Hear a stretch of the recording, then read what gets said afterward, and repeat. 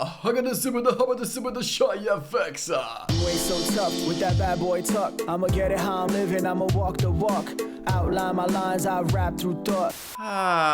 What's happening, people? Welcome back to the channel Football Therapy with me, your host Jan. I hope you're doing well, mate. I really do hope that. Welcome back to Chelsea News, of course, the daily series here on the channel where I reflect on what's being said about Chelsea, giving my opinion on it for whatever that is worth. More importantly, asking for yours.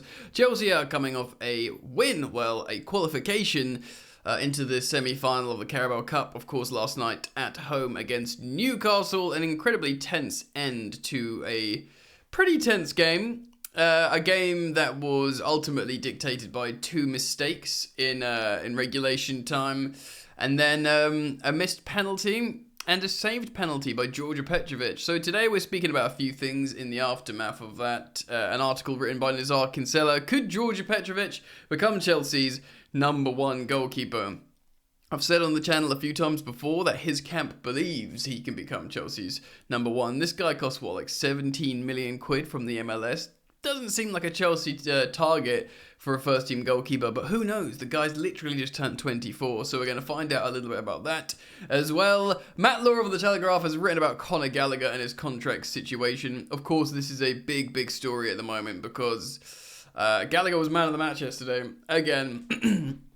And he still remains to be in the shop window, so we're going to speak about that. And also, of course, we saw Kendry Páez in the crowd yesterday, watching Chelsea go through at Stamford Bridge. And he also had someone next to him who apparently was signing as well, a defensive midfielder. So, lots to get into today. Thank you for joining me. If you want to support the content, you can do so simply by liking and subscribing. And should you choose to subscribe, make sure you hit the bell notifications icon so you get notified when I upload. Wicked, let's get into it then.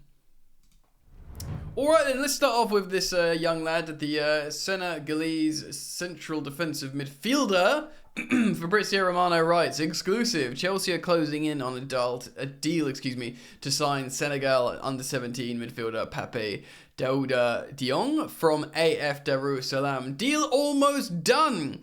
Of course, he was pictured yesterday at Stamford Bridge, sitting next to, or slightly just next to behind, Kendry Páez.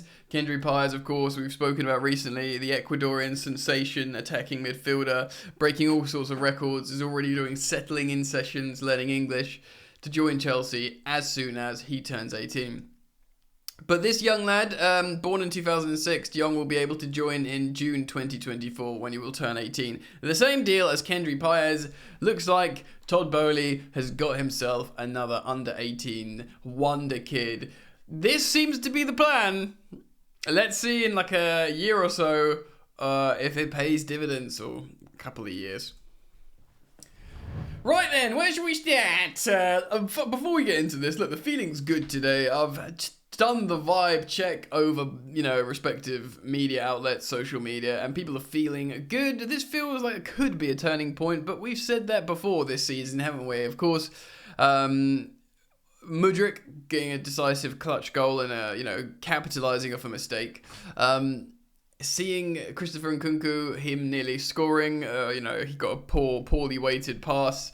I think Liam Twomey, forgive me if it wasn't, from The Athletic tweeted, welcome to Chelsea. This is the kind of service you're going to get at the moment. But obviously he was really, really ice cold in his penalty, and he generally looked pretty good.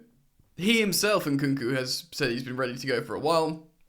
But understandably, the management want to be incredibly careful with him, and I kind of understand that. But he looked pretty good, so that's an exciting thing. Chilwell should be back hopefully soon. I think he could actually be massive for Chelsea. Matsson's actually playing at fullback now. It's the second time we've seen him play at fullback, which has to be seen as progression for us Chelsea fans. And Gusto looking actually really decisive when he came on off the bench and playing on the wrong side. So he looks like he really can offer cover on both sides. That's a positive as well through this busy, congested, festive period, having key players back. Very, very exciting indeed. So let's start with Petrovic, and then we'll move on to the Gallagher situation. So Nazar Kinsella of the Evening Standard writes this. Petrovic was the shootout hero as he fired the starting pistol on the race to become Chelsea's #1 goalkeeper. So he's only 24. And by the way, he turned 24 in a couple of months ago, so he's very young for a goalkeeper. Indeed. The 24-year-old Serb made a brilliant save from Matt Ritchie's penalty. Newcastle's fourth to send the Blues into the semi-finals of the Carabao Cup. Petrovic used all of his 6'6" frame. Big boy. Yeah, it's mad how Kepa was just 6 foot. Thinking about that sometimes as well. I'm 6 foot. I'd be terrified in a massive goal. Anyway, he used this big frame to claw away Ritchie's strike and spark wild celebrations, of course. The match had finished 1-1, but we had gone through on penalties. Following his moment in the spotlight, Chelsea squad mobbed the £14 million. Yeah, 14 million, not 17. 14 million pounds sterling from the New England Revolution, or just New England Revolution. That is cheap. And I mean, I always say it, but I still feel the same. Like, I like the idea of not spending a lot of money on players and then working out, you know? I know that doesn't, we've spent ridiculous amounts on a lot of other players. But, you know, if Jackson comes good, and even if Jackson just becomes a really good second striker who can be pushed out wide if he needs to, he will look like a snip. Cole Palmer looks like a snip already. You know, other players, Malo Gusto, I think, was ridiculously good value. You know, I think we went for like £22 million or £25 million or something. He looks wicked. So why not? Why, just because it didn't cost a ridiculous amount of money, and, you know, that's what we do, spend a lot of money, Chelsea. Maybe he could be. So Robert Sanchez watched on, knowing he has a real fight on his hands. So Sanchez has made mistakes since joining from Brighton in the summer, particularly in his distribution and when claiming crosses, and could lose his place in the long term. Petrovic did kick one out, by the way. Like, he's you know, so Nazar writes this: in contrast, Petrovic looked assured, both in his distribution and his marshalling of the defence, but he had not faced many shots before the shootout. Yeah, he did look good, but, you know, stick him in front of Man City or something, or even like a Brighton. Do you know what I mean? Like, see how he's going to fare there. He did kick the ball out twice in long passes, but I mean, it's a debut, it's a quarter-final, it's against a good team with a raucous away support that were behind him, by the way, in the final where he made the save. So, you know, he's got some stones on him, basically. At Everton, he was beaten by Lewis Dobbin moments after replacing Sanchez, who came off of a knee injury. Sheffield, and also he did that weak punch, didn't he? That sort of teed up Lewis Dobbin. But, you know, we're not going to judge Petrovic on a few-minute cameo when you come on when you're losing. Sheffield United mustered just one shot on target at the weekend, and he faced just 2 shots against Newcastle in normal time. Yeah, so he didn't have much to do. Maybe in a way that's kind of impressive as well, because he was basically going in cold to the shootout. Petrovic was helpless to prevent Callum Wilson from opening the scoring after the calamitous mistake from Colwill, Thiago Silva, and Benoit Badiashile. I think, couldn't you add Caicedo to that? Wasn't it Caicedo trying to reach for the ball and screwed up? Attacking trio, Sterling, Palmer and Jackson struggled to find an equaliser, with striker Nkunku looking rusty on his long-awaited debut from the bench. I didn't think he looked rusty. Thought he looked good. But maybe that's just me. Mudryk then pounced on I thought Mudryk looked friggin' rusty. In terms of, like, the time that Mudryk got, he was really worrying me. But then, like I said yesterday in my complete breakdown, and if you're yet to watch it, please do go watch it. I say, if you score that goal, I forgive you for everything, you know? And that's how football works. So Mudryk pounced on a woeful header from Trippier to equalise. Of course, in the shootout, Petrovic faced more shots than he had done all season. It's not hard, though, considering he's played limited minutes. Trippier missed the target before he saved Ritchie's effort. And by the way, it was a good save from Georgia Petrovic. It was a good save. There was nothing special about the Chelsea performance, but the outpouring of emotion after the final whistle was anything but normal. Stand-in captain Gallagher summed up the mood saying, "It's the best feeling I've had in a Chelsea shirt so far. I don't think we've had enough feelings in these kind of games." Wow. And that just shows you where we've been in these recent months, dare I say, heading into years, because Gallagher's played a lot of games for Chelsea, for Tuchel, for Lampard, for Potter, for Pochettino, and this quarter-final is the best feeling he's had in the Chelsea shirt. That's really like a sobering reminder of where we are, where we've been. So, of course, Mauricio Pochettino screamed, "Vamos!" down the television camera lens while Enzo Fernandez was crying having to come off ill. Oh, okay. I don't think he was probably crying at the end there. The entire squad, including the unused substitutes and injured players, did a lap of honour. Pochettino hopes the celebrations help build a brotherhood missing from his group. As Poch said this, I am pleased because when you see the whole squad, the players were injured, involved, but happy in the middle of the pitch, it shows a healthy group. We don't have to read the rest of Poch's comments. Yeah, the feeling is good. A lot of people were asking to see Petrovic. We really should have seen him sooner in that Blackburn game, I think, personally. But hey, this is where we are, and obviously we've gone through. It would seem he is going to play now. I think Sanchez is going to be out for a few weeks. We've already reported or reflected here on the channel on how Chelsea believe in Marcus Bettinelli. They've got a really good third choice goalkeeper, so they're happy for him to sort of be the second choice while Sanchez is out. But it begs the question, you know, if Petrovic stays in goal, if Chelsea find some form, maybe, you know, Rob Sanchez will be frustrated at the time he got injured because maybe Chelsea were always going to find a bit of form and then whoever's in goal is just going to be looked upon favourably. But at the end of the day, like, we need to see him passing more. We need to see him in open play, facing shots. But, you know, that save was excellent against Richie. And he didn't look ruffled, I don't think. He didn't look scared. He was like, yeah, this is my moment. I'm going to take it. And now, as Nazar Kinsella writes, the race has started, because if Chelsea climb up the table a bit, if Chelsea, you know, win another cup game in the absence of Sanchez, you can't take out Petrovic. You know, you just can't. So let me know what you think about that. Leave your thoughts on the goalkeeping situation in the comments below, and let's talk about Conor Gallagher. All right then. So this is from the Telegraph. Matt Law writes, Conor Gallagher should not be Chelsea's financial fair play. Get out of jail 3 free card. Chelsea co-owner Todd Boehly and sporting directors Winstanley and Lawrence Stewart, so they were in attendance. Oh, these are speaking about the swanky annual Christmas lunch at the start of the month. So Conor Gallagher made an on-stage appearance. He's been everywhere at the moment, Gallagher. I imagine this is what Matt Law's alluding to here. Seated on the stool next to the club's former youth project, Jody Morris, Gallagher was asked by host Chris Hollins what was the proudest moment of his career so far. Without hesitation, the midfielder replied, captaining the team. The room erupted in applause, and Gallagher's name was sung by the spectators inside the Great Hall at Stamford Bridge. Sounds very medieval. It was just as the homestands on Tuesday night when the England international wore the captain's armband again, and Chelsea's best player in the Carabao Cup scored a number. Yeah, so obviously he nearly scored a worldie in regulation time, hit the crossbar. He absolutely rifled his penalty in the shootout. He made a foul, which is cynical, but he had to make in the dying seconds when we equalised to make sure they wouldn't break and score. And he did the right thing there. And yeah, he won man of the match, captain on the day. Ahead of kickoff, Gallagher had won possession in the final third more than any of our other players' top 7 leagues. It was the top 5 leagues last time I saw.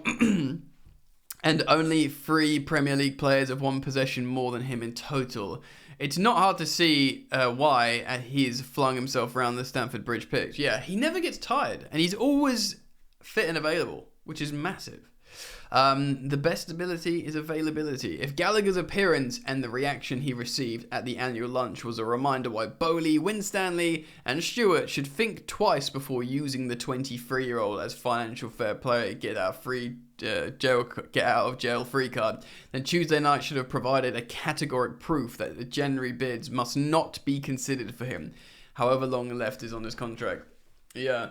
It is tough, isn't it? Like, if they have got plans to rebuild a midfield structurally, they'll be tempted. There'll be discussions, right? I imagine this is to be a discussion in the Chelsea boardroom. Oh God, like Gallagher, the fans love him. He's doing really well. He's behaving well. The manager loves him, and he's really important now. Yeah.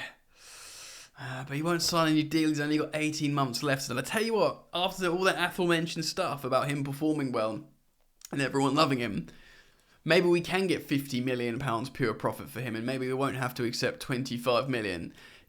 I reckon that will come up. It won't be right, but I reckon that will come up. Gallagher hit the Newcastle crossbar, of course. and then he kept his cool for the penalty. And look, he was just magnificent in that game. Out of Chelsea's outfield players, only Axel Disasi played more minutes this season. That's pretty wild, actually. Probably because he plays centre-back and right-back. Before the defender was replaced in the 78th minute, and yet head coach Mauricio Pochettino was unable any guarantees that Gallagher will not be sold, insisting the decision is between the club and the player.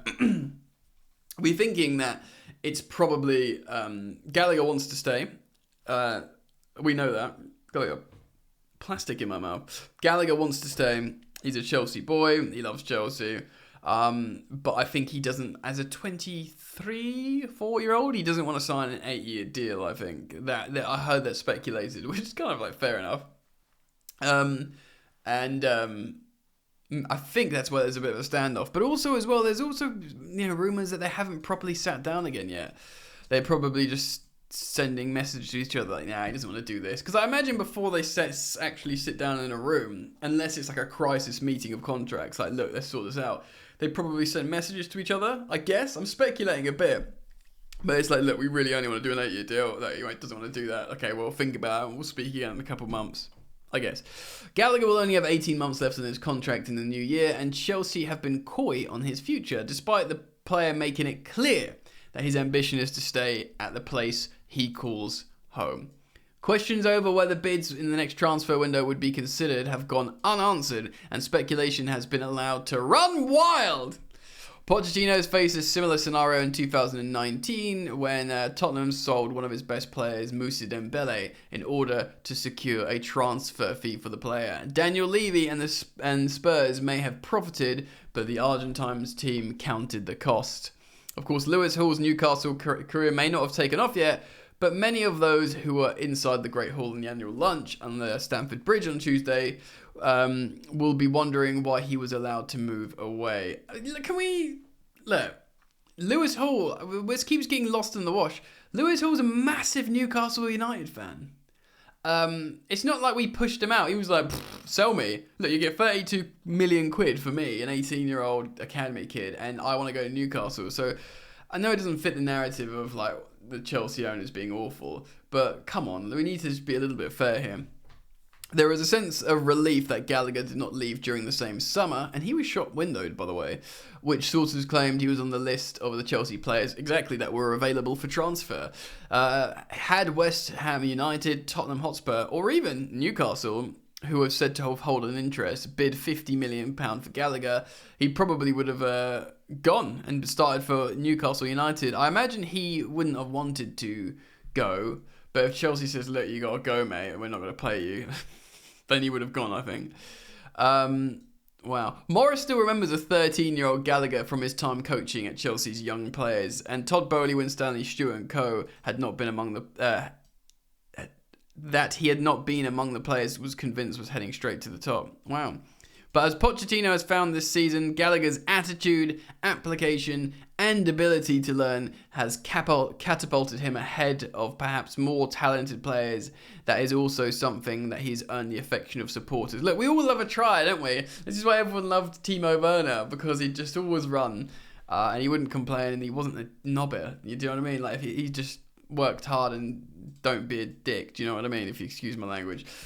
Gallagher has seen Chelsea spend over £300 million on 4 midfielders, all younger than him. I don't know why Cole Palmer's been included in that, because he's not going to play in the same positions. But Caicedo, Fernandes and Lavia over the course of the past 12 months, and his attitude's not dropped once. If anything, he's got better, I think. He's earned a silly red card against Brighton. True, Gallagher might not be the name that sends social media into a spin, and his signature on a new contract may not inspire a series of celebratory gifs hailing Bowley and his co-controlling owner, Badad Iqbali. But as Tuesday night showed again, he represents the soul of the club, and that should be priceless. Yeah, look, it's tough, man. Again, to plug my social media, at Football Yannick on Instagram. I speak about this on live streams, and I exchange thoughts with you guys when I do lives. So do follow me on Instagram. I think there's a link in the description. Anyway, It's tough because Gallagher isn't guaranteed for me to be this Premier League winning midfielder. He might be, but I kind of understand in profile, looking at the best midfielders at the best teams in world football at the moment, the kind of systemic way of building a midfield. I don't know for a fact he's a starter, but I know for a fact he should be in the squad. Maybe he is going to be a starter. You know, I'm not saying he's not going to be, but I can't be sure. Do you know what I mean? Whereas you don't want to lose him, though, because the fact how he can just do stuff like that. And Chelsea should have a squad where you can call on a Conor Gallagher. Do you know what I mean? Like, this is Chelsea. Lest we forget. Even if we do have some really specific, like, free specialist midfielders, maybe in the long term, it does end up being, you know, Enzo Caicedo and Lavia. Enzo Caicedo and Paulinho, because they're doing a specific job, they function well, and ultimately it opens up a certain way of playing in the attack, which, you know, gives us more goals. Because ultimately that's what we need, don't we? They'll protect on transition, and they play in a certain way where the free attackers can pick up the ball better and we start scoring. Because, you know, Connor's amazing, the turnovers, the tackles, the work, you know, keeps us in games, it keeps us recycling possession in the final third. But maybe, I don't know, maybe there's philosophically, maybe there's a tactical thing there that the midfield needs to change in how it works to open up the attack. There is a chance of that. So I don't know, I'm not saying this, I really feel like I need to hammer home that disclaimer. Maybe there is a starting three that doesn't involve Gallagher, but he should always be in the squad. We shouldn't get rid of him, man, just because he's such a useful asset and he cares and he's a leader. What do you guys think? As always, I put it out to you, my friends. Make sure you comment your thoughts in the comment section below. And yeah, as always, I thank you for your support, for your likes of the videos, your shares of the videos. And like I say, if you do choose to subscribe, make sure you turn the bell on so you get notified. I hope to see you back here, friends. Of course, lots of videos every day, all the time. So you can be a part of that. All right then, peace.